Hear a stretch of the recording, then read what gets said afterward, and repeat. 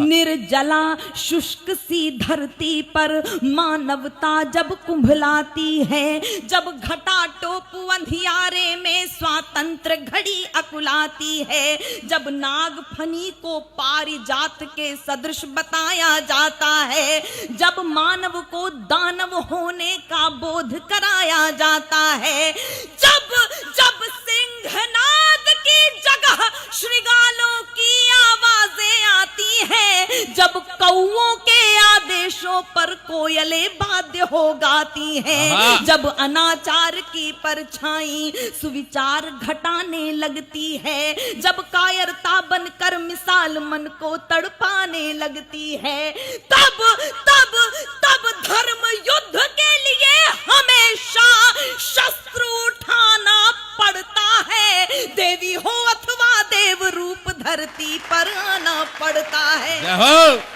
हर कोना हर कोना हर कोना भरा वीरता से इस भारत की अंगनाई का बलिदान रहेगा सदा मर मर्दानी लक्ष्मी बाई। जय हो। कविता जिंदाबाद।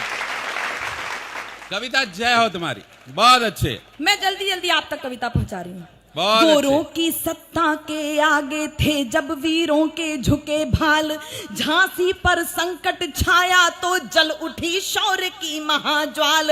अबला कहते थे लोग जिसे जब पहली बार सबल देखी, भारत क्या पूरी दुनिया ने नारी की शक्ति प्रबल देखी।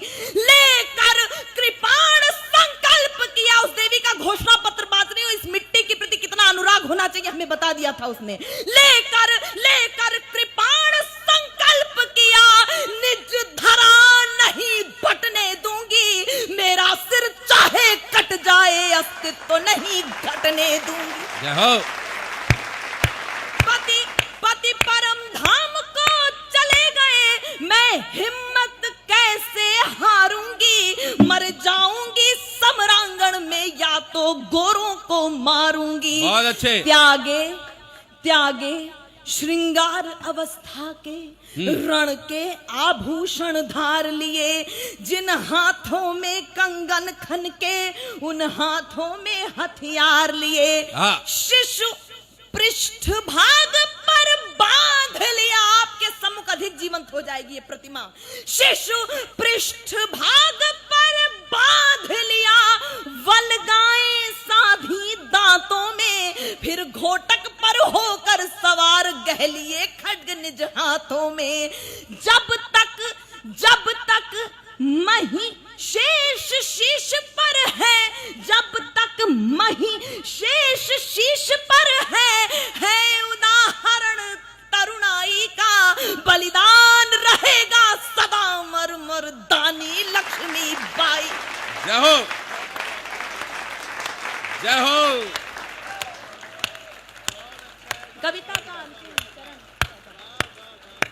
कविता का अंतिम चरण आप तक पहुंचाती हूँ मैं। आपके कविता क्या बात है, बहुत आभार। कविता का अंतिम चरण आप तक पहुंचाती हूँ। गोरों की सेना पर रानी, गोरों की सेना पर रानी दावानल बनकर छाई थी, रणचंडी ने खप्पर भर कर तब अपनी प्यास बुझाई थी। उड़ चला पवन के वेग पवन, बादल बादल बन बरस गया। पवन और बादल नाम के दो घोड़े, वैसे सारंग भी एक घोड़ा था लेकिन दो घोड़ों का उल्लेख है। उड़ चला पवन के वेग पवन, बादल बादल बन बरस गया। चपला समतलवारें चमकी, दुश्मन पानी को तरस गया। रण बीच अकेली डटी रही। इस विद्वत समाज में एक प्रश्न अचानक उछल पड़ता है कि वो अकेली क्यों रही। मुझे कहने दीजिएगा, राजनीति कुछ भी करती हो, लेकिन आप सब भी जानते हैं यदि तत्कालीन ग्वालियर नरेश ने महारानी लक्ष्मीबाई का साथ दिया होता तो हम कब के आजाद हो चुके होते। ये सच्चाई है। रण बीच अकेली डटी रही, साहस के तब पांव बारे थे। एक पंक्ति गा रही है जो महारानी लक्ष्मीबाई के जीवन में घटित हुई, आपके आपके आपके आपके जीवन में रोज घटित होती होगी तो मुझे बता दीजिएगा। रण बीच अकेली डटी रही, साहस के तब पांव बारे थे। दुश्मन से बाजी जीत गए पर हम अपनों से हारे। जय हो, जय हो, जय हो, जय हो, जिंदाबाद, जीते रहो। बहुत अच्छे। मुझे माफ कीजिएगा, ये धर्मों को मानने वाला देश है। बहुत आभार, बहुत बहुत धन्यवाद। ये धर्मों को मानने वाला देश है, मान्यताओं आस्थाओं का देश है। किसी की धार्मिक भावनाओं को आहत नहीं कर रही हूं, लेकिन कुछ पौराणिक प्रसंग है, उन्हें ऐतिहासिक साक्ष्य के रूप में उद्धृत कर रही हूं। अपनों से हारने की परंपरा कहां से चली आ रही है, सिर्फ उदाहरण के रूप में लीजिएगा, सिर्फ उदाहरण।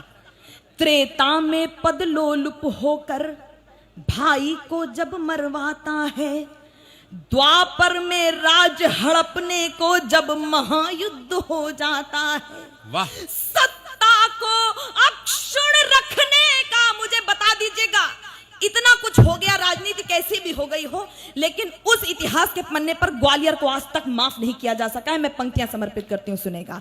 त्रेता में पदलोलुप होकर भाई को जब मरवाता है, द्वापर में राज हड़पने को जब महायुद्ध हो जाता है, सत्ता को अक्षुण्ण रखने का जब लोभ मोह जग जाता है, तब गद्दारी का कुटिल दाग उसके माथे लग जाता है। और अंतिम पंक्तियां पढ़कर विदा चाहती हूँ। मुझे कैसे आप विदाई देंगे मैं नहीं जानती, लेकिन आप पढ़ सकती हूँ। इतिहास इतिहास इतिहास साक्ष्य बन जाता है हर अकथनीय सच्चाई का, बलिदान